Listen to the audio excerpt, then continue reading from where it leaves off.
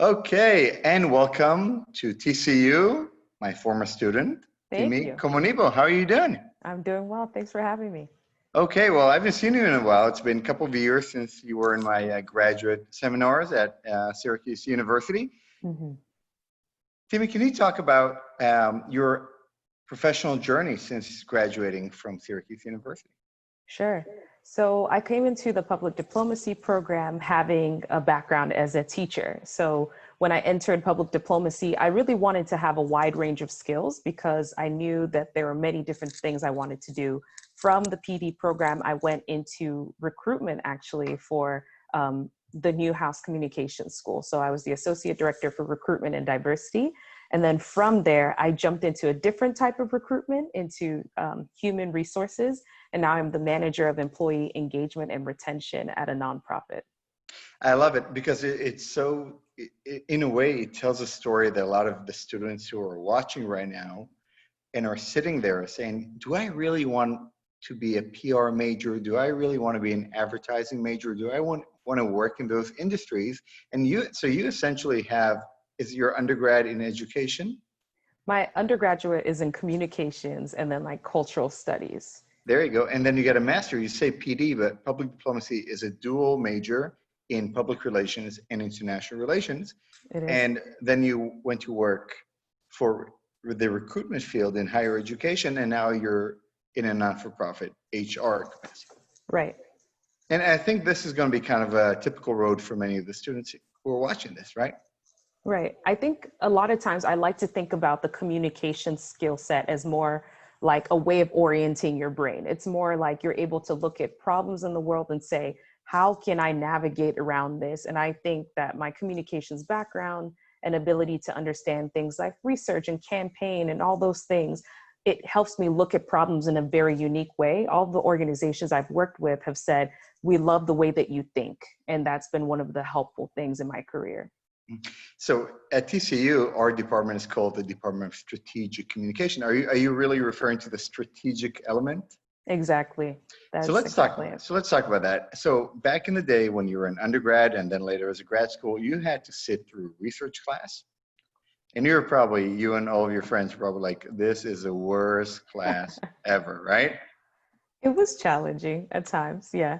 Okay, so how did your thinking about the role of research and data-driven decision making, how's that changed or transformed over the years as you went into industry? Right. I think now I more so think about it like data is my friend. So sometimes I go into meetings and I pitch things to people and say, hey, let's try this thing out. If I don't have proof or evidence why it might work, people will just think it's opinion. But if I have data, if I've researched it, I can say, here are some people who are even smarter than I am that have sat here and thought about how this could have repercussions for all sorts of people that we don't even consider. So I like the fact that data is like the person or the thing backing me up in a room. So it's not just me saying, I think this is a good idea. It's like, this is proven, this is probably going to work because we have evidence, we have facts behind it. So data is now my friend in trying to push new things ahead in my projects. Awesome. And can you speak about how you perhaps use data in your recruitment position at Syracuse University? I assume the university wanted to recruit the top talent in its top communication school. How did you use data over there? Yeah. So in my particular role, I was in charge of making sure we had a robust, diverse, competitive class that came in. So we were trying to figure out all sorts of things. How are people interacting with our school? Are they clicking on our website? When they click, what are they interested in? And then we would look at their neighborhoods, where they came from. Do these kids have access to our school? How would they find us if we don't look for them? So a lot of that helped us change our strategy for communicating with students, because we would say, we want really great, diverse students, but those students are not necessarily finding us. So because of that research and that data, we had to now go out of our way to form a whole different campaign of reaching these diverse students that we wanted to attract. So it definitely informed the work that we did. We could even see schools that had brought us really good talent, and we could go back to those schools and double down on our efforts a little bit more. So the data allowed you to not only engage the right people, but also build relationships. For sure, for sure. That's amazing. All right, cool. And as we're moving on now to more of a campaigns perspective, right? A data-driven campaigns perspective, can you speak in a way about how the campaign outlook, right? When you look at things from A to Z as opposed to the tactical, how has that shifted over the years? How did you uh, take that knowledge from the classroom into the real world? Yeah, I loved campaigns. I thought it was very much just the experience of working with the client feeling.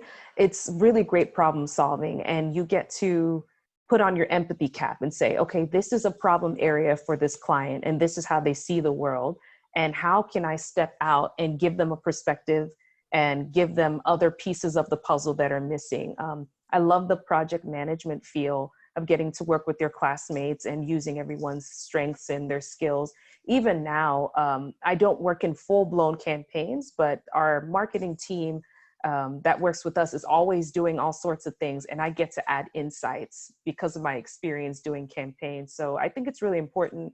I think it's something that you might not think you need, but that campaigns experience and working with clients and within whatever restriction they give you, you can get really creative about the outcomes.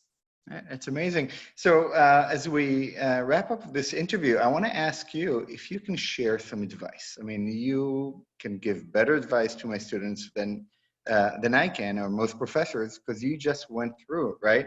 Mm-hmm. Some of the same things that my students will go through in the coming months, coming years. So what kind of advice can you share with students as they think ahead of the last 2 semesters, perhaps, of school, and then going out to the real world? Sure. I think I kind of mentioned it at the beginning, but think about your experience, your educational road as more like you getting a set of skills that you really need, and think about what skills you enjoy using. So some of the people in our group were really great writers. Some people were really great at research. Some were really great at the design element. So think about all the skills that you can use together, and then think about dream jobs. Think of several.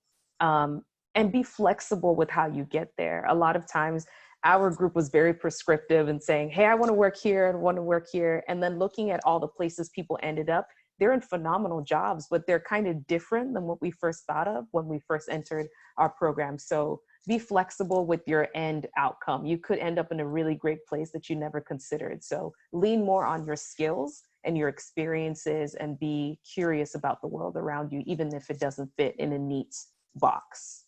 Yeah. And nothing is neat these days, right? These No, are interesting no, days here for that we're sure. living through. Yeah, Right? Wonderful advice. Thank you so much for taking time my speaking to us. pleasure. If any of my students want to reach out to you, is there a place where they can connect? Yeah, you can find me on LinkedIn. My name is Timi Como, Timi. My last name is Komonibo. And you can find me on LinkedIn. Just let me know you're a friend of Professor Golan's, and I'll be sure to connect with you. All right. Awesome. Thank you very much. Thanks.